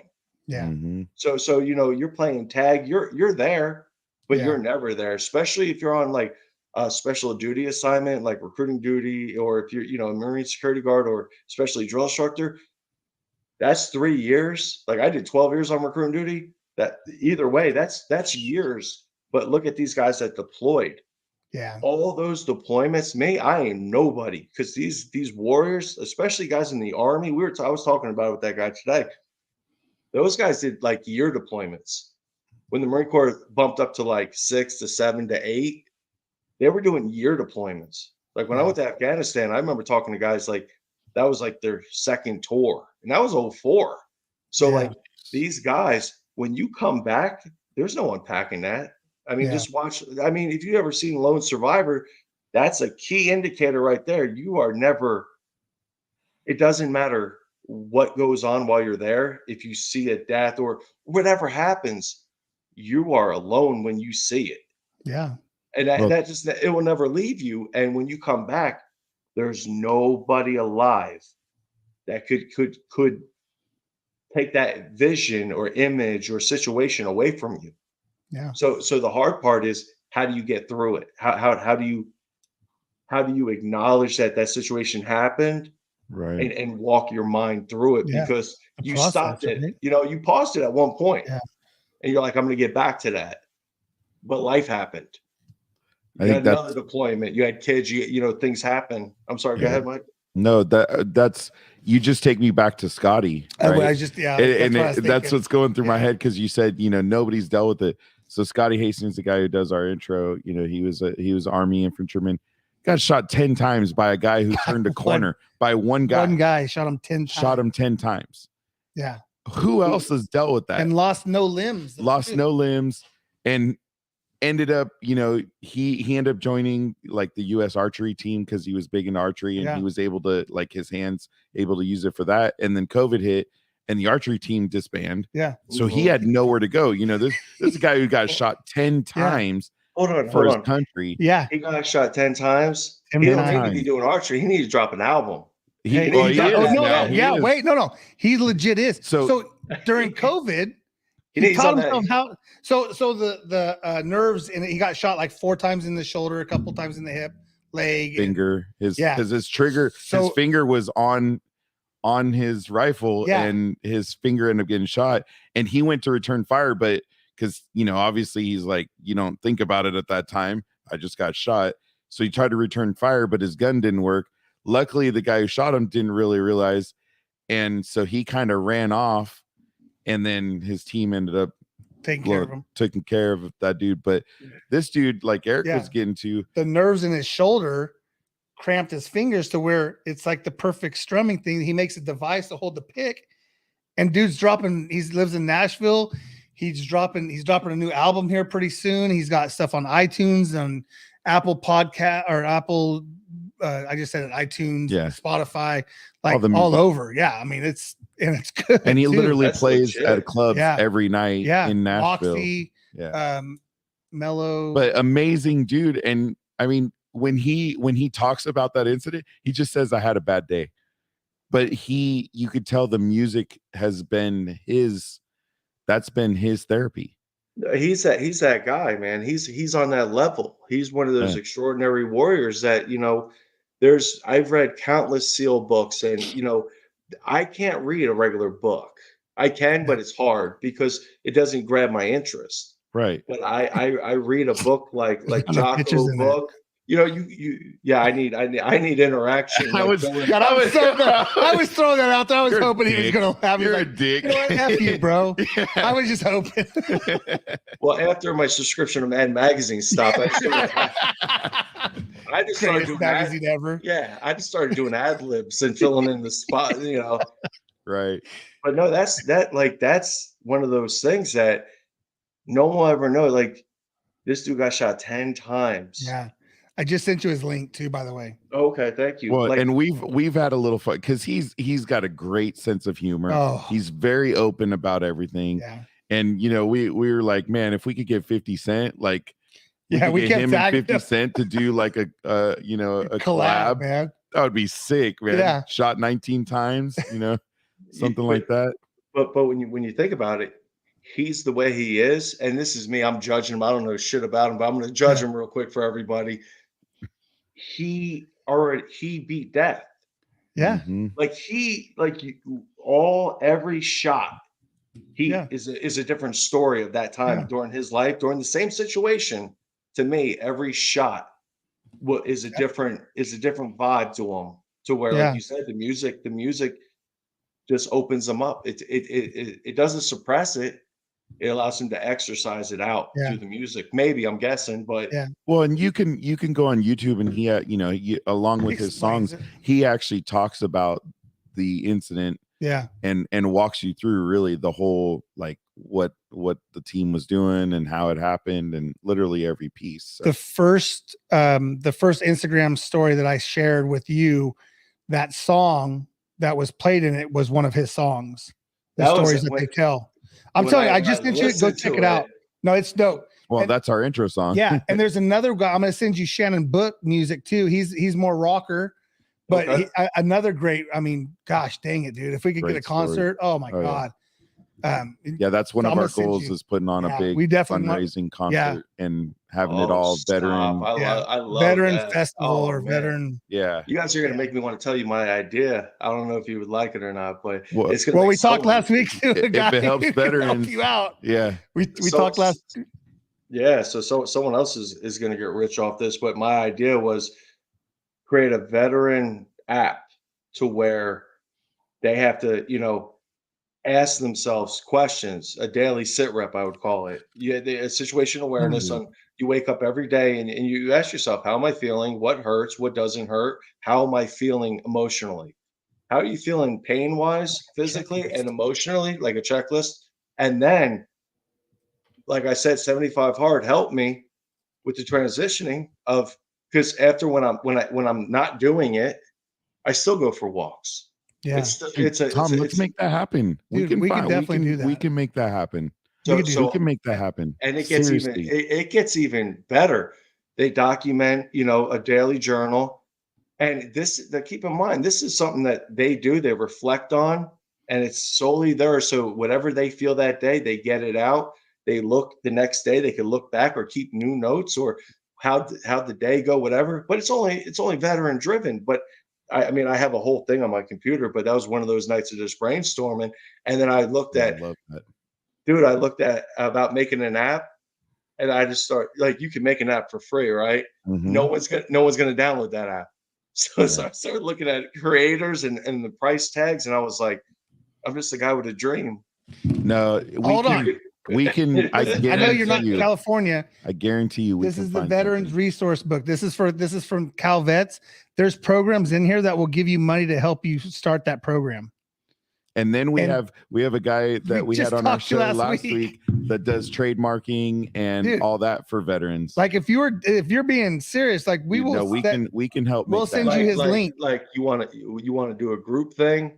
Well, no, it's your thing. Yeah, this is your thing. No, we just want to support thing. No, it's an art thing. Because I know how to.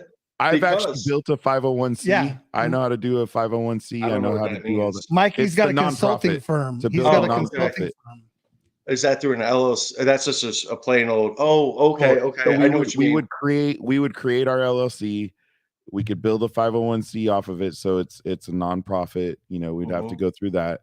But I was on those websites too. All right, everybody stop listening to us right now. We need everybody to stop listening. But no, Tom, seriously, I would love to help in doing something like that. I mean, that's the kind of almost asking for his phone number on the air. Hey, I'm gonna text you this link real quick. It's 999. Never mind. Yeah, it's check Tyler if you need any help. 988. There you go. Yeah, no, like seriously, like you have our email. We can get this going. No, we need it. We need to. Yeah, for sure. Like it was just like, what's your day look like tomorrow? Seriously. Whatever. All right.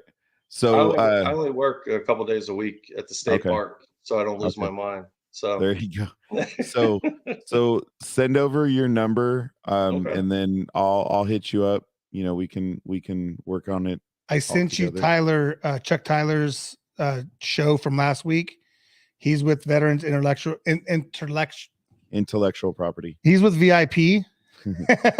But they deal with they deal with the trademarking and all that stuff. So the reason I say we should do it all together, because I still don't understand what that means, even with the resources. I got you. We got you. I got you. What I'm saying? So actually, Dave or Stacy hit me up today, and they were asking, like, because I pitched it to them, like, hey, you know, I'm thinking about doing this. Dude, we could have, and they were all about it. They were like, yeah. You know, we could help you. We can talk to our guy.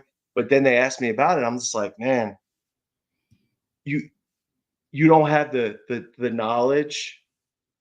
Like, I'm 41 years old. I don't know how, you know, I don't even know when they came up with apps. I just remember I had to, you know, you just download them. Well, most people don't realize the original iPhone didn't really have apps. It took, I think, 2 years. I happened to work for AT&T for like 20 years. And we sold the original iPhone, and I went through that whole thing. So I remember all that because we had to do it all. I've had an iPhone since 2007, I think. I have an original one upstairs. Ooh. Yeah. Ooh. That'll be in the Smithsonian soon. It already is, I think. I'm pretty sure it already is. Well, we need to probably, otherwise I'll get in trouble. This going all night long. Because I think we could. But Tom, I'm not playing. Because I would love to be part of something like that and help out. And I'm all about, like, let's take words and put them to action. Yeah. Oh yeah. Like I said, I was when you're sitting lonely by yourself and you're Googling, trying to how to do things and nothing makes sense. It's like this. How do you think we got to this point? That was Mike at the very beginning. Hey man, I was watching YouTube, man, and we could do this. And all of a sudden, freaking spaceship comes across the screen. Hey, watch this. Our name flipped, and I'm like, oh, that's dope. I'm a little bit. I do video stuff. I do video stuff. I do, like, that whole intro I made. Yeah, Mikey made all that. He makes all the cool stuff that we got. I could change my picture from color to black and white on Instagram. Hey, you're pretty good on Instagram, dude. You're doing pretty good on Instagram. And you're a TikToker. Yeah, that's baby. That's my non-Instagram. That's what it is. You know, hey, in my soul, man, I'm still 20 years old. Like, that's beautiful, dude. That's awesome. Like my daughter just turned 20. My other daughter's 17. My son's 13. So dude, we're old. I'm young. You guys are old. I'm young. Yeah, we're old. 23. I got a 28-year-old and 2 grandkids. So I ain't got no grandkids. I can wait. Well, I don't want to win. I don't want to win that one. I don't want to I'm knocking on woods. I'm like, hey, oh my gosh, real wood. Holy crap. It is real wood. That's high-end wine, bro. Get out of here. Anyways, Tom, we have one question we like to ask every guest, and it's important. It's very important. Eric's gonna write down what he thinks. So when you and the wife are chilling at night and just relaxing, what's the go-to drink? I drink coffee at night. Dude, do you sleep? That is not what I wrote down. Yeah. Unless it's a certain kind of bourbon, maybe. If we're silly, we're talking about little Wellers. I mean, we're not going to get silly, or a little Eagle Rare, but you know, what time do the kids go to bed? Like, like you and the missus is chilling, all that, chilling. Yeah. the 20 and the 17 that they're all in bed at home. I got tattoos everywhere, but I'm a wine guy. I love wine. Wine's good if you can put it down. This is all they allow me to have right there. So. Yeah. It's That's because it. it's a 2013, so he only gets $400 a bottle. That's not $400 a bottle. It's $400. No, that is not. I saw the price tag. I would rather drink the $5 bottle, fill the whole damn glass up. $5 check, baby. You can still fill the whole glass up. It just it's going to be an expensive taste. A little Gallo Express. Yeah. And then you're rewatching the podcast saying, "What the hell happened?" Yeah, what did we say again? I haven't said take my shirt off. Yeah, I don't even know. Hey. Are you, Eric, don't challenge that because the shirt has come up on the podcast. Dude, that's so funny. So there's two topics right there.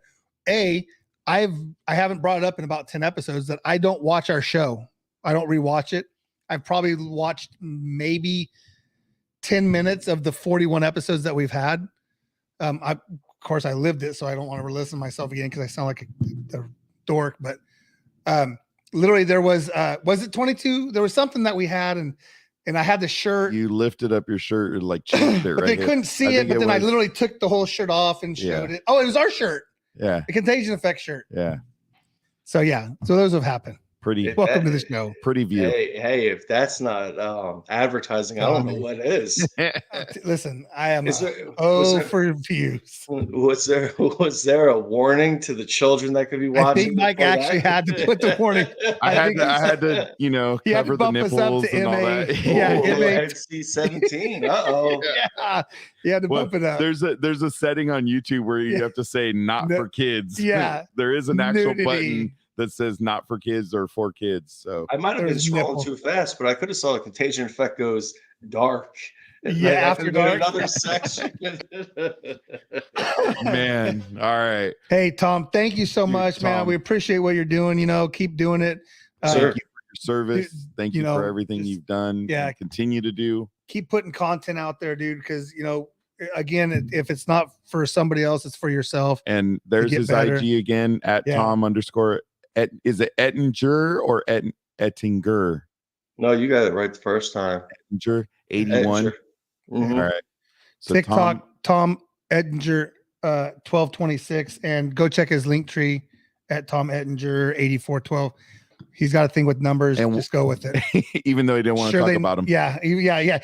Really, he starts saying, "Hey, I don't need no numbers." Don't talk about numbers. Every freaking ID has got numbers on it. Don't ask me to add them up. Yeah.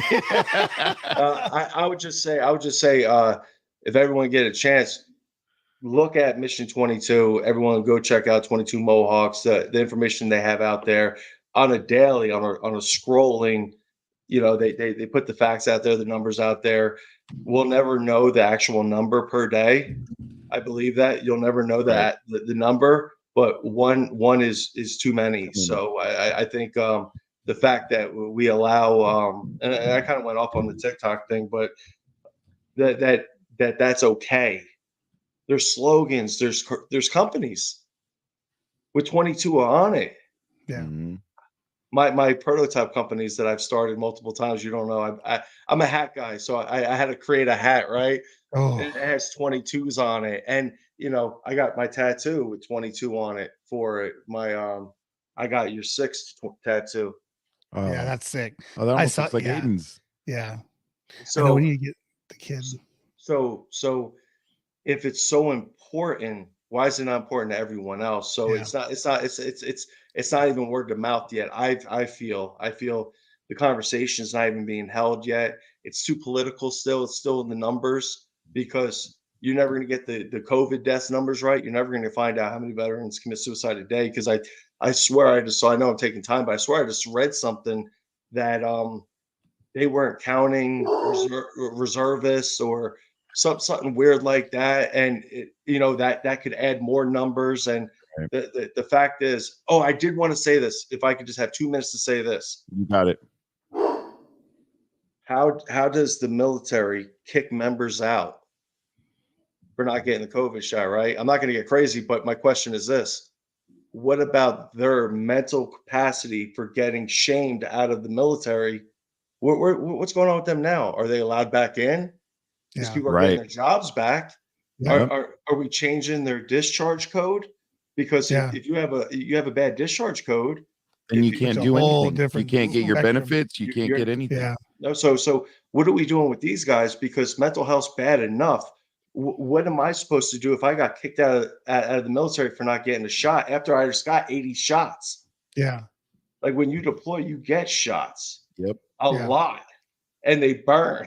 So Well, my that's dad still has from going into the Marines, the mark, like Vietnam vets have Yeah, like the a little scar Yeah. that's on there. And he's like, no, it hurt like a mofo.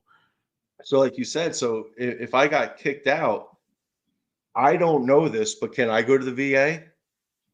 I got kicked out for not getting the shot. The VA will give it to me, or I've been to VA appointments. I didn't have to get a shot. Right. So what are we doing to the mental capacity of these younger, weaker minded individuals that, aren't as strong because the environment around us has changed dramatically? What do we do with these guys that got kicked out? I mean, there's thousands. Right. Where do they go? How can we help them? Because that's my thing is they when it happened, the news was all about it. They threw it out there. But nobody's talking about it now. What are we doing with these veterans? Because they're veterans to me. What are we doing with them? They're discharged veterans. Do they get this? Can they file a lawsuit? Like, what can they do? Or these are people that just wanted to wear the uniform. Yeah. Well, and And- we do have another guest that we've had that one of the things that they're fighting for is we have veterans that joined the military, weren't, citizens yet, full on citizens, but were able to join the military, promised that they would get their citizenship. They end up, doing their time for their country, for this country, and then they got booted. I want to say I might have been still in when that changed, because it used to be you get your citizenship through recruit training. You got screened and you did everything, and all the paperwork had to be legit and everything. But I think that changed. No, this is a lot of older guys. Yeah. Like, and we're talking a lot of guys that are getting kicked back to Mexico. You're talking Vietnam, probably early Iraq and Afghanistan, like early stuff. And I just saw the update on one that he that just got- got. They he just finally brought got. it back. Yep, they finally got a guy lost his citizenship. leg, Yeah. So, and they're in Juarez or is Mexico trying to get, and they can't get their benefits because they're not citizens, but they all have. But they all have they're all veterans. Yeah, they all have clean DD 214s. So it's just like, come on. Yeah, if you have that, and if people don't realize, that is gold. I haven't had to use it, but that is gold as far as where you live and, your VA percentage and everything. I think it's a lot of mystery to where if I have to Google the same thing, I retired to Arkansas from Pennsylvania. If I have to retire and I have to look up and see what the benefits are in my state and no one could tell me, no one at the VA could just tell me, like, you're a veteran here now. These are your veterans. Like, come on now. We didn't lead NASA. Yeah. Break it down and let us know, because we live off of rules and standards and ways about going through business. Right. When you live that lifestyle for so long, and then it just becomes, what happened? Yeah. No, What am I you're good. supposed to do now? No. Yeah. I'm saying, Oh yeah. that's what, Sorry. as a veteran. Yeah. No, I was like no. entranced. I was like, Yeah. you're good. No, so as a veteran, what are you supposed to do now? So Yeah. I'll never knock the system, because it's not built to fulfill all the veterans' needs right now. It's not, because they couldn't comprehend, like you guys said earlier, mental health is running rapid now. Well, I mean, I remember they were giving kids medication way back when. Yeah. So like, mental health's so erratic right now, and we're so focused on making sure gender's right, pronouns are right, and all this other silliness, right? If we're worried about that, you can't tell me you ain't got $1 to contribute to these prevention and these awareness things, because to me, like I said, that's all worthless to me. Awareness, prevention, it's aware. If you're not stopping it, we're not stopping anything. No. So until we could stop veteran suicide and come up with a cure, then we're just we're playing games. Right. Yeah. You know, because if you look it up, there's so many veteran small businesses that don't get supported. So many veteran businesses, nonprofit. There's a guy, I don't know. I never dealt with him. He follows me. It's I Got Your Six candle company on Instagram, and he makes candles, and that money goes for veterans. So it's things like that that get unnoticed because you don't have the right followers, or as I said earlier, the hashtags. I hashtag everything. If you hashtag anything veteran, military, you're not getting a million you're not getting a million people that use that hashtag. Nope. So there's no visibility. So you put, 22 a day is too many, or any veteran awareness post. Only if you post it on it and use that hashtag, you're going to see it. So that's the hard part, because if you put fit, you're going to have a billion choices, from fitness to what you're wearing today or whatever the case is, but you ain't going to find nothing veteran. Why? No. And the VA is so clogged. You're never going to get an answer from somebody that can help you right now. And that's why veterans don't want to do shit, because we need help to be easier immediately. It needs to be handled immediately, to where you're not, if I'll put it, and I told my counselor this, if I'm on the down low and I'm feeling hurt, the last thing I'm going to do is fucking call somebody who and then read a script to me. I'm just being real. No, that emotion, that rage, that box that I'm starting to open up to myself.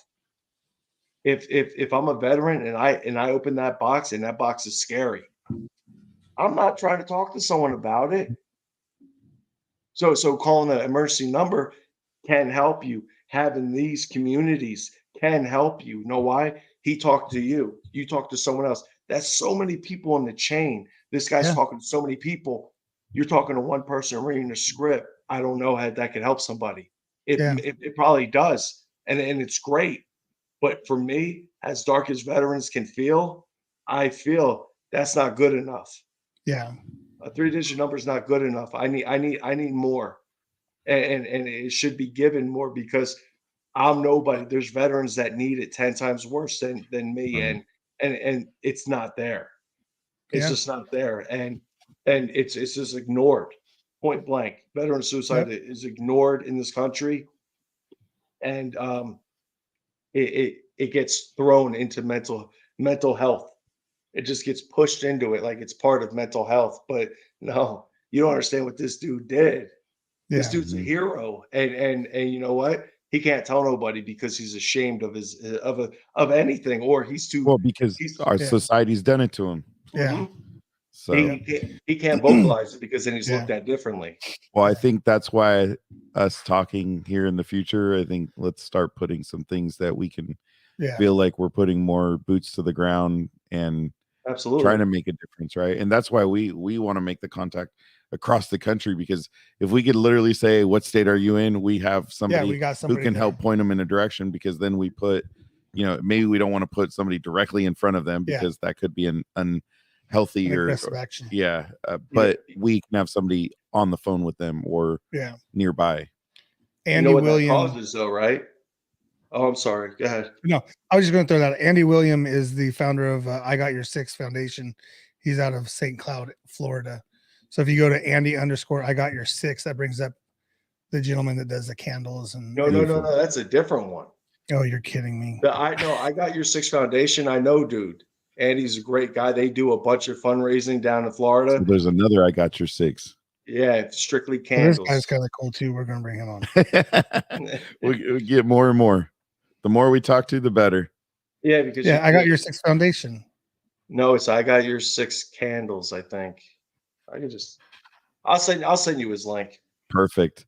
And Tom, just so you know, we'll be posting all of your social media, and then I'll put Mission 22. We'll throw 22 Mohawks in there. Absolutely. When I get it all tomorrow morning, get the actual all the updated information in there for this episode, because we want people to see that and know that all exists. And then we'll be talking. Yeah, for dude, we'll sure, definitely, and just see. Won't be the last episode he comes. Well, no, we're gonna talk tomorrow. We're gonna talk Well, no, I tomorrow. know, If but he's I'm not just- working, we're gonna just get our direction started on where we want to go and how we're gonna get there. So Absolutely. Thank you, my man. I appreciate you so much. I appreciate you guys coming having me on.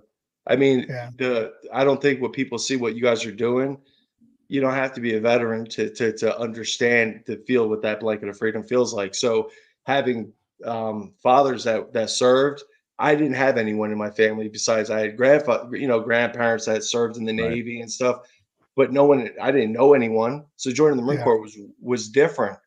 So when you have a veteran like myself that comes from that environment, I have my brother-in-laws now if I need anything.